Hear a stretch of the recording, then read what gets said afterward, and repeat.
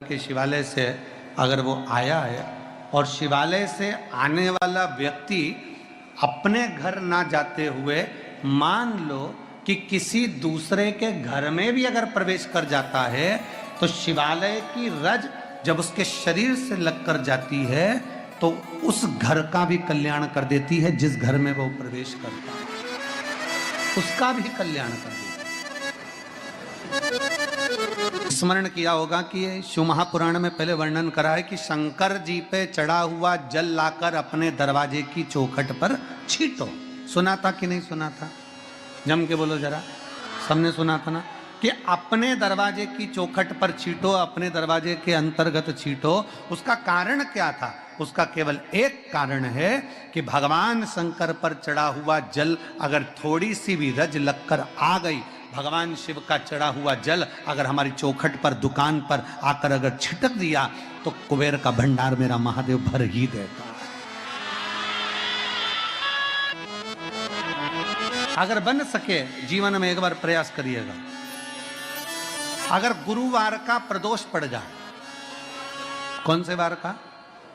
गुरुवार का प्रदोष पड़ जाए, बृहस्पतिवार का यदि प्रदोष पड़ जाए तो प्रदोष के दिन प्रदोष के दिन प्रदोष काल में किसी शिवालय में जाएं, शंकर के मंदिर में जाएं, एक ही दिए के अंदर एक फूल बाती, कैसी बाती है?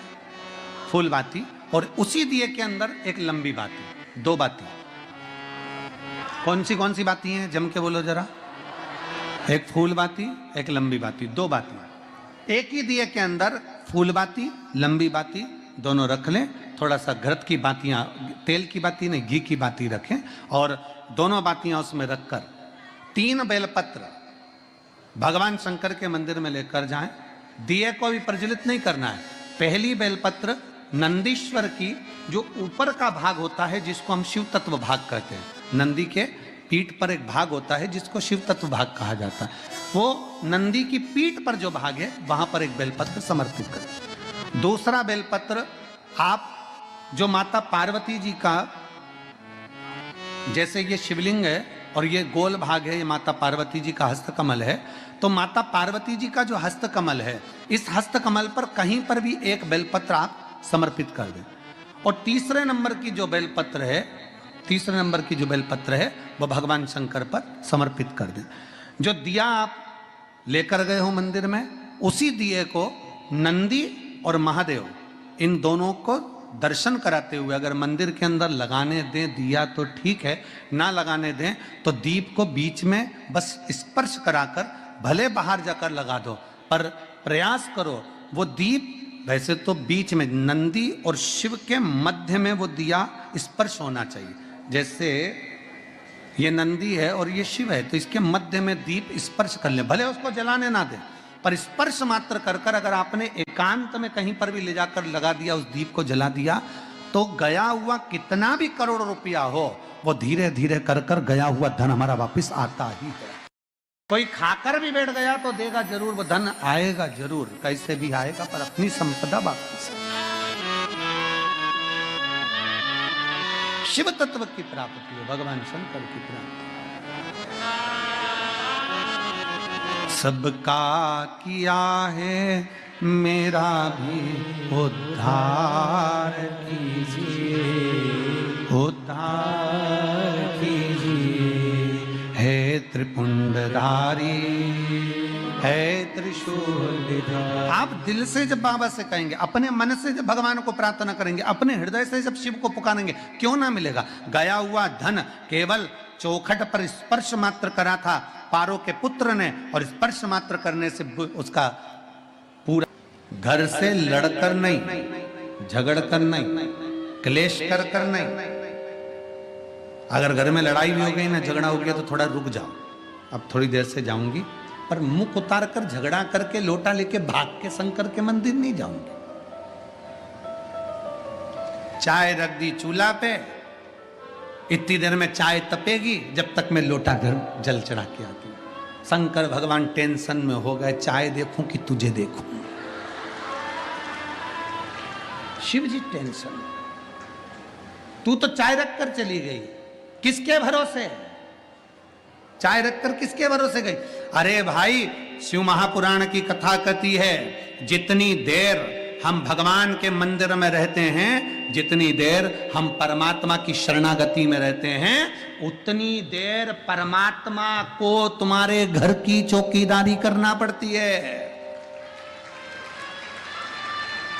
तो देव स्वयं कामदेव को भस्म कर कर पार्वती जी से मंगल विवाह करने के लिए आतुर हुए।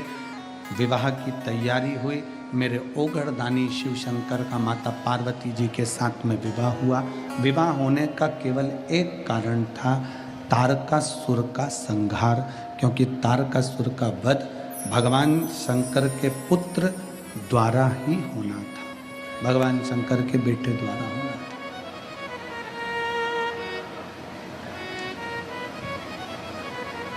तारकासुर का संहार,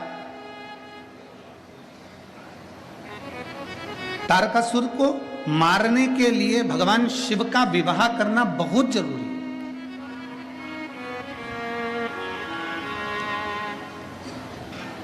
अगर विवाह नहीं हुआ, क्योंकि तारकासुर ने वर ही यही मांगा है, अगर मरूं तो शिव के पुत्र द्वारा मरूं।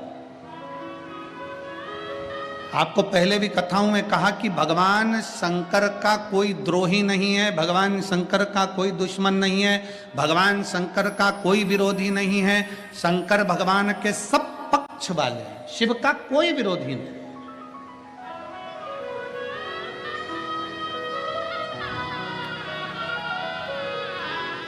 भगवान शिव का कोई द्रोही नहीं है, भगवान शंकर के सब पक्ष वाले। लंकाधिपति रावण स्वयं असुर है, ब्राह्मण कुल में जन्म लेने के बाद भी वृत्ति उसकी बेकार थी, परंतु वो शिव का पूजन करता है, भगवान शंकर की आराधना करता है। कंस स्वयं शिव की आराधना करता है। जितने असुर हैं, देवताएं, गंधर्व हैं, नाग हैं, किन्नर हैं, जितने भी हैं, सब शंकर की आराधना में लगे। क्यों?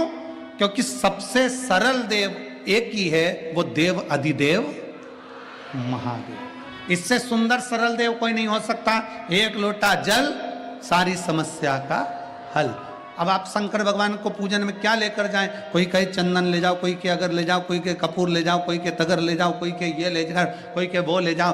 भगवान से प्रार्थना करना, बाबा तूने मुझे जो दिया है मैं तुझे समर्पित करने के लिए आ रही हूँ, तूने मुझे जल दिया है, मैं एक लोटा जल भरकर तुझे समर्पित करने के लिए आ रही हूँ, और बाबा मेरे पास बस यही है जो मैं तुझे दे सकती हूँ, क्योंकि वही जल हमारा बदलेगा कल। ये निश्चित है कि मैं शिव को जल चढ़ाऊंगी तो मेरा कल बदलेगा।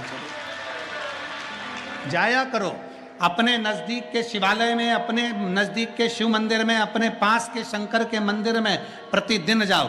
एक नियम बनाओ कि मेरे घर के नजदीक में, मेरे घर का एक एक व्यक्ति, घर में बुजुर्ग माता है उनसे कहो शिवालय जाओ, घर में बच्चे हैं स्कूल जाने से पहले शिवालय जाओ, घर में बड़े हैं उनसे कहो शिवालय जाओ। क्यों? क्या गुरुजी हम अकेले अगर शंकर जी को जल चढ़ाएंगे तो क्या हमारे पूरे परिवार वालों को नहीं मिलेगा? मिल जाएगा, पर अपने कर्म गति का भोग अपने को भोगना है। कल कथा में कहा था, सिर आपका दुखा है, दवाई आपको खाना है। इसमें अगर तुम्हारा सिर दुखे और तुम सियोर वाले महाराज को दवाई खिलाओ तो सियोर वाले महाराज क्यों खाएगा भैया? क्योंकि दवाई खा के मैं क्या करूंगा? मेरा थोड़ी ना सिर दुख रहा है, सिर तुम्हारा दुख रहा है, पेट तुम्हारा दुख रहा है, पड़ोसन को दवाई खिला रहे हो। ऐसा काम नहीं। अगर दुख आया है, परिवार में तकलीफ आई है, परिवार में कष्ट आया है, कई माताएं कहती गुरुजी ऐसा ऐसा हो गया। हाँ, जब बहुत ज्यादा अवस्था गड़बड़ होती है तब शंकर के मंदिर में कोई भी जाएगा, शिव से प्रार्थना करेगा, बाबा स्वीकार करेगा। एक पत्र है,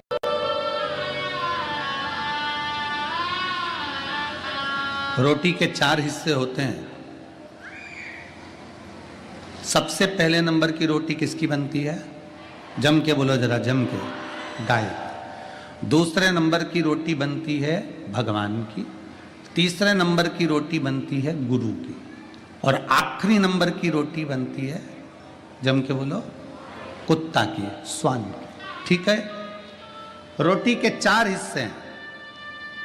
पहले नंबर की रोटी आज के समय में गौ माता के मुख में नहीं जाती। क्यों? क्योंकि बड़े बड़े शहरों में गाय नहीं मिलती, बड़ी बड़ी सिटियों में गौ माता मिलती नहीं है, टाइम इतना है नहीं कि एक भी रोटी एक्स्ट्रा रखी जाए, उतनी बनाई जाए जितनी खाई जाए। तो सबसे पहली रोटी पति कहता है कि जल्दी से मुझे रोटी दे, मुझे ऑफिस जाना है। सबसे पहली रोटी बनती है और वो पति के मुख में जाती है। गाय की हिस्से की खा गया, इसलिए गाय जैसा हो गया बेचारा, गाय जैसा एकदम गौ माता। पत्नी ने कहा यहाँ बैठ जाओ, हाओ। पत्नी बोली ऐसा कर लो, हाओ। पत्नी बोली वैसा कर लो, हाओ। गाय जैसा हो गया, क्योंकि गाय के हिस्से की खा गया। दूसरे नंबर की है भगवान की और तीसरे नंबर की है गुरु की। बच्चे ने कहा मम्मी टिफिन दे, मेरे को स्कूल जाना है। माँ ने जो दूसरी तीसरी रोटी थी गुरु के हिस्से वाली वो टिफिन में रख दी। इतना इतना सा बच्चा ने वो गुरु के हिस्से की रोटी खा ली, जितना तो घर का बुढ़ा नहीं बोले, औलाद इतनी बोले गुरु जैसा ज्ञान देती, क्योंकि गुरु के हिस्से की खा गए महाराज, गुरु के हिस्से। अब रोटी खाने के लिए सब माताएं बैठी हैं और रोटी पड़ गई कम, तो इन्होंने सोचा आखिरी की बची है, आखिरी डबल से कौन बनाए। तो वो कुत्ता के हिस्से की पड़ी थी और वो कुत्ता के हिस्से की खा गई। तो दो एक साथ कहीं नहीं रह पाती, दे भोग दे भोग दे भोग दे भोग,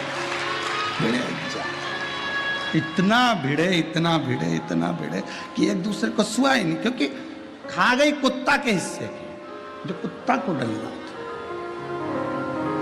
जैसे कुत्ता को देखकर कुत्ता नहीं सुआता, उसी तरह कुत्ते के हिस्से की रोटी खाने वाला आपस में एक दूसरे को नहीं सुहाता। जितने किचन में होते हैं, रसोई घर में होते हैं, शब्द सुनकर भगवान शंकर के, जिन्होंने शंकर भगवान के मुख से कथा सुनी हो, तोते के बच्चे के रूप में अंडे में से बाहर निकलकर कथा जो सुने हो, वो तोते के बच्चा सुखदेव के रूप में जो प्रगटा हो, जिसने शिव जी के मुख से कथा सुनी हो, फिर उसको दूसरी कथा का स्मरण नहीं होता। जो एक बार भगवान शंकर की कथा में डूब जाता है ना, तो टीवी पर भी वो रिमोट लेकर वो शिव पुराण ही ढूंढता रहता है कि कब मिलेगी कथा सुन। कह दिया सुखदेव जी महाराज ने राजा परीक्षित से, परीक्षित सुन, तुझे 7 दिन मिले हैं, 7वें दिन तक्षक नाग डसेगा।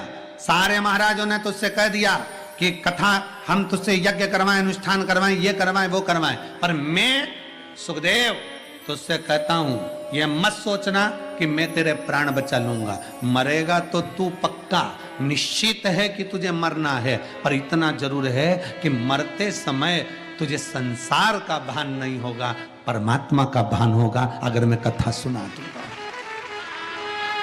शिव महापुराण की कथा करती क्या है? शिव महापुराण की कथा बस यही करती है कि तुम्हारे दुख को शिव महापुराण की कथा काट नहीं सकती, तुम्हारी तकलीफ को नहीं काटेगी, तुम्हारे कष्ट को नहीं काटेगी। शिव महापुराण की कथा क्या करेगी? तुम्हें अंदर एक बल उत्पन्न करेगी। सामने अगर तुम्हारे दुख आ भी गया तो तुम्हें वो बल रहेगा कि उस दुख को तुम कैसे समाप्त कर सकते हो, कि शिव पुराण की कथा बता देगी। इसलिए सारी समस्या का हल एक लोटा जल, ये शिव महापुराण की कथा सारी समस्या का हल। एक लोटा जल शिव महापुराण की कथा ये दे देती। आपके जीवन में जो तकलीफ है, आपके जीवन में जो दुख है, आपके जीवन में कष्ट है, आपके जीवन में जो तकलीफ है, आपके जीवन में जो कष्ट है, आपके जीवन में जो दुख है, आपके जीवन में जो कष्ट तकलीफ दुख है, वो आपके जीवन का दुख तकलीफ कष्ट केवल आपके एक लोटा जल से मिट सकता है। आपके भीतर का भाव आप प्रकट करिए, शिव तत्व को अपने भीतर प्रकट करिए, अपने भीतर शिव तत्व को प्रकट करिए।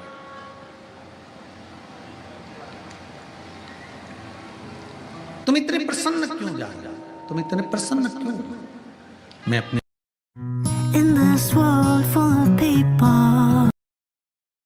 पति राम का, आप सीता का स्वरूप हो, परिवार को लेकर चलना है, सबको जिमाना, फिर भोजन करना है, सबकी सेवा करना, सबके लिए अग्रण्य खड़े रहना। आज के जमाने में कौन सिखाता है? आज के जमाने में तो माँ अपनी अपनी बेटियों से कह देती जितना बने उतना कर, अपनी बच्चे को ले और कमरे में चली जा। काय को माता बच्ची करना? बच्चों को सीख देना चाहिए, सबको सामूहिक लेकर चलना बेटा, कोई भेद मत रखना बेटा, 4 देवरानी जेठानी और चारों एक जैसी रहना बेटा,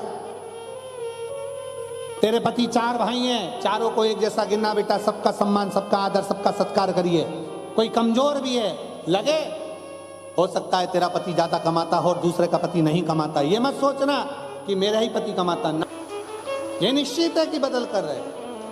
आप चढ़ाकर देखिए, शिव को एक लोटा जल चढ़ाकर देखो,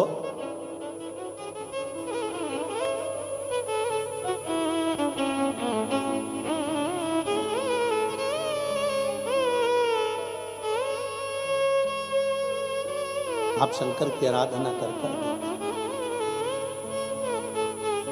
शिव की स्तुति कर देखिए। महाराज करा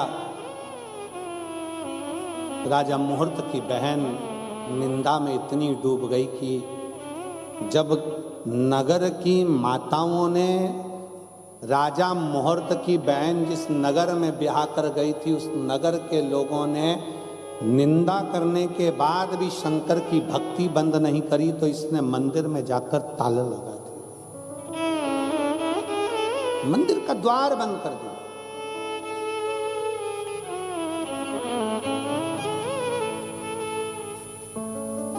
और मंदिर में श्रवण कर रहे हैं और दुबई की इस पवित्र भूमि पर बैठकर आप लोग कथा श्रवण कर रहे हैं, उनसे एक निवेदन करेंगे, अगर मांगना तो भगवान शंकर से ये सब कुछ बाद में मांगना, सबसे पहले मांगना कि मेरे भोले बाबा आपका दर्शन हो जाए, क्योंकि दर्शन होगा तो सब कुछ अपने आप मिल ही जाए।